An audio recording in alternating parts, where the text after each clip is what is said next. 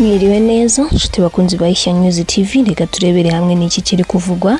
Reka duhere ku nkuru ivuga ko ikigo nyafurika gishinzwe kurwanya ibyorezo Africa CDC cyatangaje ko abantu 116 bahitanywe na Ebola muri Repubulika ya Demokarasi ya Kongo, mu gihe abarenga 390 baketseho ubwandu bw'icyo cyorezo. Ishami ry'umuryango w'abibumbye gita ku buzima OMS ryatangaje ko Ebola ari icyorezo cyugarije isi. Virusi cya Ebola yagaragaye muri Repubulika ya Demokarasi ya Kongo na Uganda yitwa BBC yanditse ko mu banduye harimo abanyamerika 6. Ikigo nyafurika gishinzwe gukumira ibyorezo cyatangaje ko ikiri gukora ibishoboka ngo abanyamerika bikekwa ko banduye bajyanwa ahantu hihariye mu kato. Indwara ya Ebola yibasira abantu ndetse n'inyamaswa z'inyamabere zo mu ishyamba nk'impara, isha, inguge, ingagi, inkende, ibitera ndetse n'izindi. Indwara ya Ebola irandura cyane ikanica cyane ku buryo ushobora kwica hagati ya 50% na 90% by'abayirwaye. Ebola yandura iyo umuntu akoze ku maraso n'andi matembabuzi yose umuntu urwaye Ebola, uwishwe na Ebola cyangwa ukoze ku maraso n'andi matembabuzi y'inyamaswa irwaye cyangwa yishwe na Ebola. No kandi mu yandi makuru, abantu baguye mu manuka yabereye mu myigaragambyo yakozwe n'urubyiruko rwo muri Kenya ku itariki ya 18 Gicurasi 2026 mu muhanda munini wa Thinka uhuza umurwa mukuru Nairobi n'agace kahariwe inganda ka Thinka. Uru rubyiruko rukwigaragambya rwamagana izamuka rikabije ry'ibiciro by'ibikomoka kuri peteroli. NTV Kenya yanditse ko impanuka yabereye muri DU umuhanda munini wa Thinka. Imyigaragambyo yaranzwe n'ibikorwa by'urugomo birimo kwangiza ibikorwa remezo, inyubako n'imodoka z'abantu ku giti cyabo no guhangana n'abapolisi. Mu ijoro ryo kwa 17 rishyira kwa 18 Gicurasi nibwo abatwara abagenzi batangiye ibikorwa byo kwigaragambya binyuze mu guhagarika akazi. Reka dukomeze ku nkuru ivuga ko umugabo yarashe urufaya rw'amasasu mu bantu mu majyepfo ya Turkiya, yica abantu 4 abandi 8 barakomereka. Byabereye mu karere ka Tarsus district mu ntara ya Kemersin ku itariki ya 18 uyu mwaka. BBC yanditse ko ibikorwa byo kurasa byatangiye kuri restaurant no ku iguriro nini rizwi nka supermarket. Warashe ahita ahunga yifashishije imodoka. Polisi yo muri Turkiya yahise itangiza ibikorwa byo gushakisha uwarashe hakoreshejwe indege za kajugujugu. Bavuga ko abantu 2 biciwe muri restaurant barimo umukozi na nyirayo, abandi 2 bishwe n'abashumba 2 bari baragiye intama. Umwirondoro n'icyatumye uyu mugabo yica abaturage ntibyari byamenyekana. Naho kandi dukomeje mu yandi makuru, sosiyete y'ubwikorezi bwo mu kirere Qatar Airways yatangaje ko igiye kongerera ingendo zayo muri Afrika, aho igiye kugikora 2 mu cyumweru mu Rwanda. N'ingendo zizitangira gukorwa ku itariki ya 16 Kamena uyu mwaka, uzatangirana n'ingendo 4 zo mu cyumweru muri Seychelles, 2 muri Kigali ndetse n'iza buri munsi i Marrakesh muri Maroc. Izongera kandi ingendo zo muri Alexandria mu Misiri zive kuri 3 mu cyumweru zigere kuri 7, Cairo zive kuri 28 mu cyumweru zigere kuri 35 mu cyumweru. Dar es Salaam muri Tanzania zizaba kuri 3 mu cyumweru zigere kuri 7, Lusaka muri Zambia na Harare muri Zimbabwe zizaba kuri 5 mu cyumweru zigere kuri 7 mu cyumweru. Cape Town muri Afrika y'Epfo zizaba kuri 7 zigere kuri 10 mu cyumweru. Durban zive kuri 4 zigere kuri 7, naho Maputo muri Mozambique zive kuri 4 zigere kuri 7 mu cyumweru. Iyo sosiyete kandi izatangira ingendo 3 muri Port Sudan muri Sudani muri Nyakanga 2026. Ibi ni bikubiye muri gahunda ngari ya Qatar Airways yo gukorera mu bihugu birenga 160. Iteganyijwe ko izo ngendo mu mpeshyi ya 2026 izaba ishobora kuzikora. Qatar Airways ni imwe muri sosiyete zikomeye kandi zagiye zibiherwa ibihembo bitandukanye, aho muri 2025 yahawe igihembo cya 9 cya sosiyete nziza ku isi mu bihembo bitangwa n'ikigo kigenzura indege zo mu kirere ndetse n'ibibuga by'indege cya Skytrax.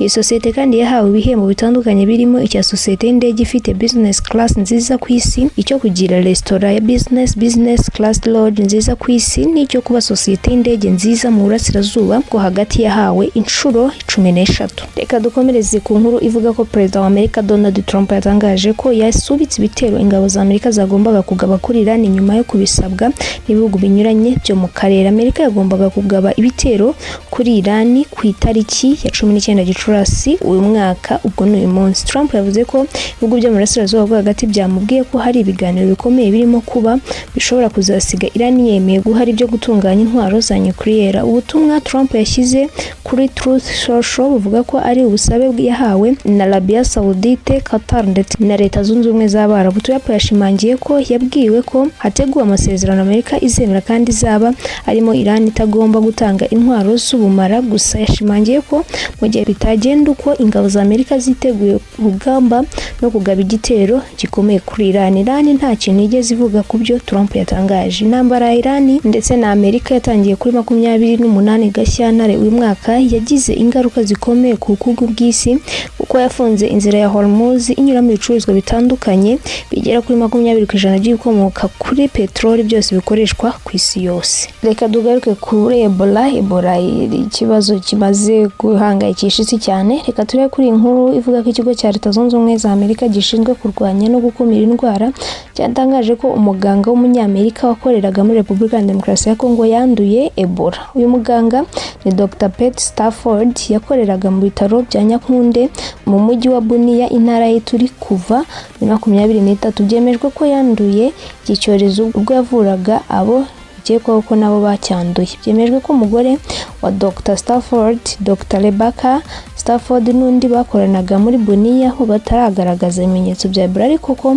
bari gukurikiranwa bya hafi. Umuryango w'abaganga batatu bakorera witwa Serge wagize uti abaganga batatu bose bagiye mu kato kuva bagerwaho n'abanduye. CDC kandi yatangaje ko muri rusange abanyamerika 7 ari bashobora kuba baranduye Ebola, ubu bakaba barashyizwe mu kato kandi ko byateganyirijwe bose kujyanwa mu Budage kugira ngo bitabweho byihariye. Inzego z'ubuzima zemeje ko umuforomo wapfiriye muri Bunia tariki ya 24 Mata uyu mwaka ari we wa mbere wanduye Ebola yo mu bwoko bwa Bundibugyo. Ijoro ryo kwa 18 Gicurasi, Minisitiri w'Ubuzima muri Repubulika ya Demokarasi ya Kongo Dr. Roger Kamba yatangaje ko amaze kwicwa na Ebola bageze ku 131 mu gihe bikekwa ko 513 banduye iki cyorezo kugeza uyu munsi. Ebola yamaze kugera muri Uganda ahamaze kwandura 2 baturutse muri Repubulika ya Demokarasi ya Kongo kandi bikekwa ko yanageze muri Sudani y'Epfo. Amerika yafashe icyemezo cyo kutakira abaturuka muri bihugu byo mu rwego rwo kwirinda ko iki cyorezo cyagera ku batuye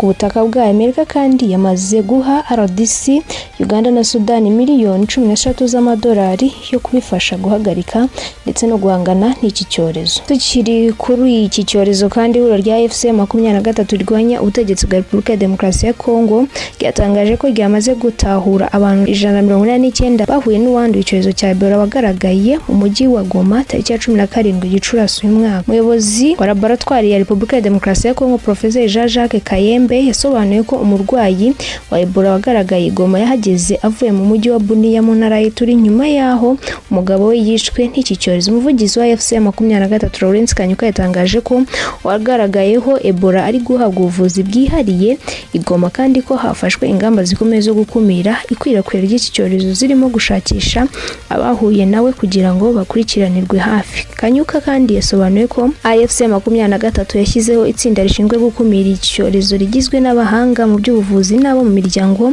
y'abafatanyabikorwa kugira ngo bakore iperereza, basuzume, banafate ingamba zikenewe. Mu ijoro ryo kwa 18 Gicurasi uyu mwaka Kanyuka yatangaje ko abantu 189 bahuye n'uwanduye Ebola bamaze kuboneka kandi ko uwo munsi ibipimo 22 mu byafashwe byoherejwe muri INLB Kinshasa kugira ngo bisuzumwe.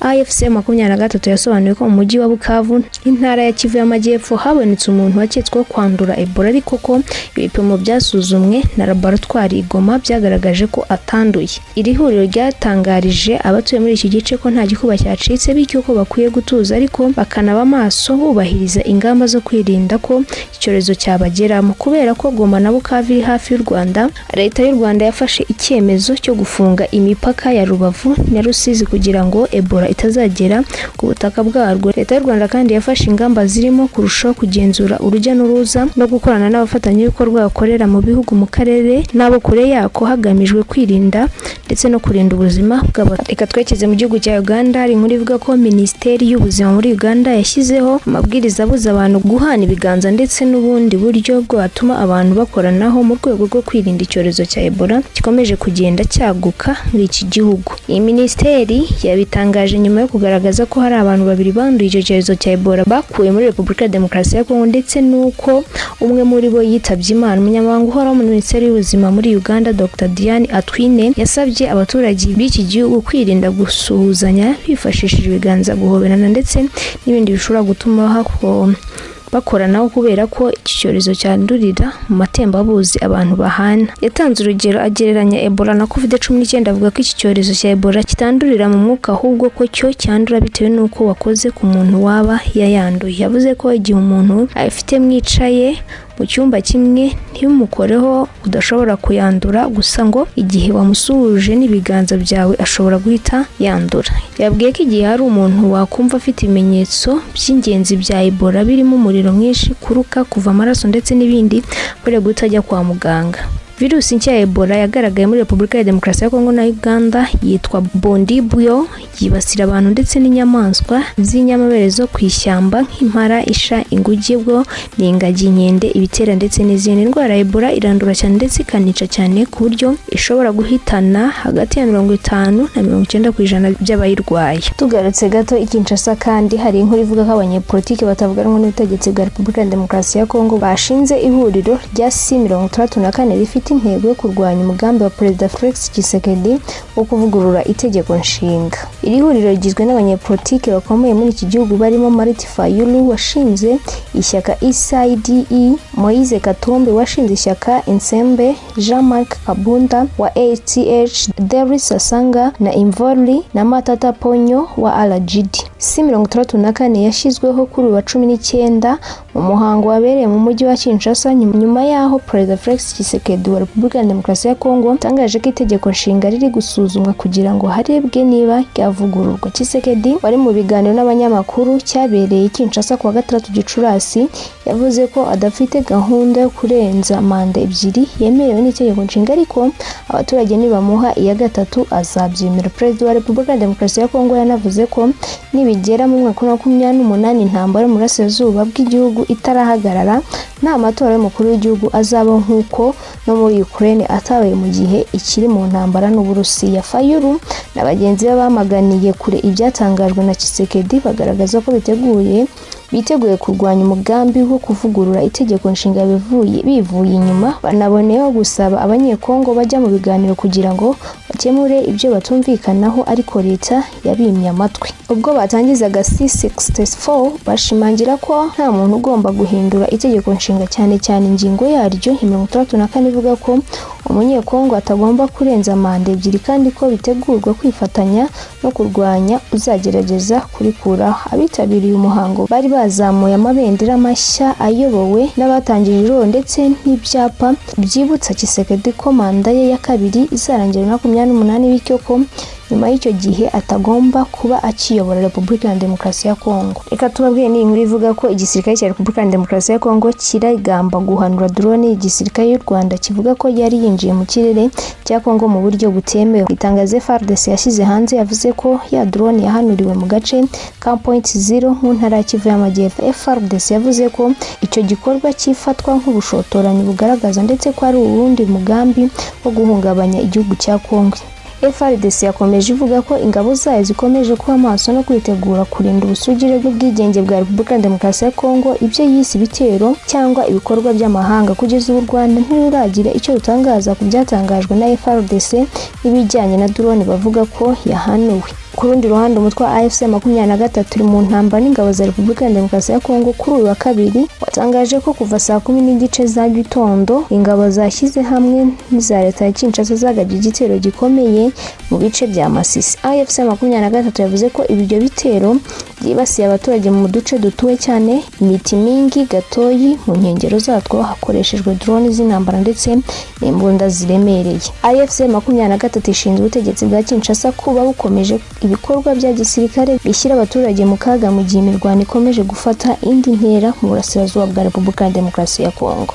Naho kandi mu yandi makuru abarwanyi ba AFC 23 baba bataye ibirindiro byinshi mu majyepfo y'ikirwa cyahijwe. Amakuru aturuka mu baturage baho baravuga ko bavuye mu birindiro byinshi bari bafite muri sheferi ya Ntabuka mu Rupoma ya Mugote mu ijoro ryo kuwa mbere rishyira kuwa kabiri tariki ya 19 Gicurasi. Amakuru avuga ko inyeshyamba zatwitse bimwe mu birindiro byazo mbere yo kugenda, harimo ibirindiro byari biherereye hafi y'itorero rya Sepadek muri. Bavuga ko ibi byabaye saa 2 z'ijoro mu gitondo cyo kuri wa kabiri. Abaturage bo muri ako gace batangaje ko nta barwanyi bari muri utwo duce twinshi twari twarigaruriwe. Bamwe mu baturage bavuga ko buriye ubwato berekeza i Goma, mu gihe abandi bavuga ko inyeshyamba ziri guhindura ibirindiro. Reka dusoze kuri iyi nkuru ivuga ko Minisitiri w'Intebe wa Israel Benjamin Netanyahu yatangaje ko igisirikare cya Israel kiri hafi kurangiza imwe mu ntego nyamukuru kihaye mu ntambara yo muri Gaza yo kwica abantu bose bagize uruhare mu gutegura ibitero umutwe wa Hamas wagabye muri icyo gihugu ku itariki ya 7 Ukwakira 2023 gigahitana abarenga 1000. Icyo gitero nicyo cyabaye intandaro y'intambara ya Israel cyatangije muri Gaza mu rwego rwo kwihorera ndetse igaragaza ko intego ari ukurimbura burundu umutwe wa Hamas. Minisitiri w'Intebe Netanyahu yatangaje ko ibyo ngibyo tariki ya 17 Gicurasi y'umwaka nyuma y'uko igisirikare cya Israel gitangaje ko kishe Ezdeni al-Hamad, wari umwe mu bayobozi bakuru b'umutwe wa Hamas wari ushinzwe ibikorwa bya gisirikare bikorwa muri Gaza. Yahitanywe n'igitero cy'indege cyagabwe muri Gaza kuwa 5 tariki ya 15 Gicurasi y'umwaka. Nyuma y'icyo gitero Netanyahu yahise yibutsa ko ubwo igitero cya Hamas cyo kuwa 7 Ukwakira 2023 cyari kimaze kugabwa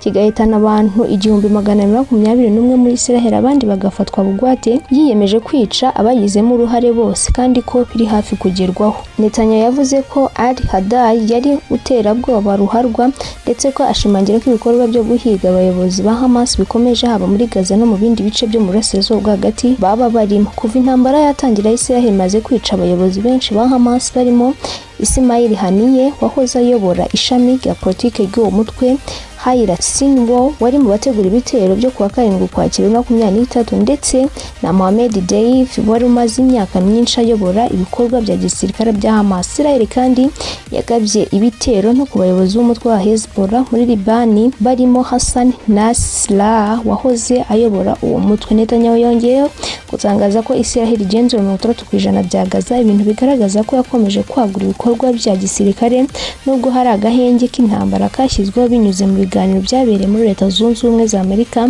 mu Kwakira 2025. Minisiteri y'Ubuzima ya Gaza ivuga ko nibura abantu barenga 772,733 bamaze kugwa muri iyo ntambara kuva mu Kwakira 2023 kandi abenshi muri bo bakaba ari abasivili. Nshuti bakunzi ba Ishya News TV, ntaha dusoreje amakuru twari twabateguriye. Nta makuru tubashimira kuba mwakurikiye, amakuru kandi tubashimira kuba mukurikira umunsi ku wundi. Mukomeze kugira ibihe byiza.